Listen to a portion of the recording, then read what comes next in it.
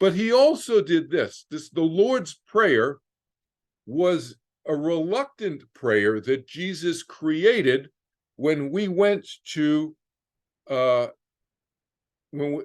trip that I just described, where we went to meet with John the Baptist's followers after John the Baptist was killed to try to unite the groups. One of the things that John the Baptist's followers asked Jesus was, "How do we pray, Master?" He said, they called him Master, but how do we pray? How do we pray? And Jesus would say, "Well, you just close your eyes and you pray." "What do you mean you pray?" He said, "Oh no, but how do we pray?" Jesus, and he kept saying the same thing, so finally got frustrated. He kept trying to say the same thing in different ways, but they weren't getting it. And so, because they were just thinking of, well, but what do I need to say?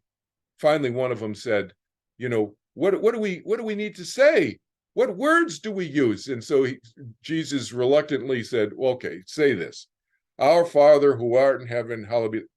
So the Lord's Prayer was something that was created by Jesus, interestingly, ironically, because it's viewed ironically, reluctantly, right? Because it's viewed as the Lord's Prayer. First of all, people view Jesus as Lord. He never viewed himself that way, et cetera, et cetera. But we know that, the religious institutions, after Constantine, the first Christian Roman emperor, created this whole notion, the Roman Catholic Church, the notion of Jesus as Lord, and it's a whole Paulist created belief, right? Okay, but it's ironic because it's viewed, the Lord's Prayer, what we call the Lord's Prayer, Our Father who art in heaven, I learned that when I was in church too. It's viewed as the prayer, but I think it's really kind of funny and ironic that the actual genesis, the birth of that prayer, was a reluctant expression by Jesus when he was trying to teach the John the Baptist followers how to pray in this way, seeking the kingdom of heaven within. Because he said, well, what you guys, you seek the kingdom of heaven within, you just close your eyes, right? And they go, well, no, what do we say? What does this sound like to you?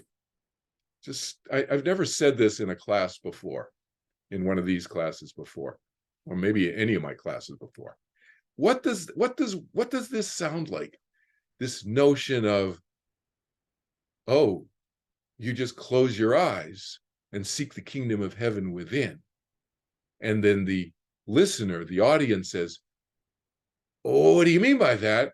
What do you do? What do you say? I just kind of gave you a hint. What does this sound like? Doesn't this sound like what those of you who've taken my meditation class hear from your friends all the time? If you tell them that you meditate, what do they say? But what do you do? What do you do? And you say, well, you just close your eyes and, your mind goes into this undirected state, and yeah, there's this sound you come back to, but it's meaningless. So you just, right? Similar, isn't it? So seeking the kingdom of heaven within was, as I describe in my third book, was Jesus' way of teaching us to meditate. Because remember, where did Jesus learn about meditation? I'm asking you guys, I want somebody to answer that question. I'm not going to answer that question for you. I want one of you to answer that in the Q&A. Okay, that's my question to you to answer, one of you to answer in the Q&A. But you see, seeking the kingdom of heaven within is Jesus' terminology for turning within. And yet, what did they say? But what do we say? What do we say? What do we say? That's when he came up with the Lord's Prayer. So it's not a bad thing, the Lord's Prayer. It's not a negative thing. I'm just pointing out the irony. Isn't that ironic? Where he's telling them, just seek the kingdom of heaven within. Just close your eyes. That's what we would do with him a lot. We would pray in that fashion, not ask for stuff. That's not how he taught prayer to us.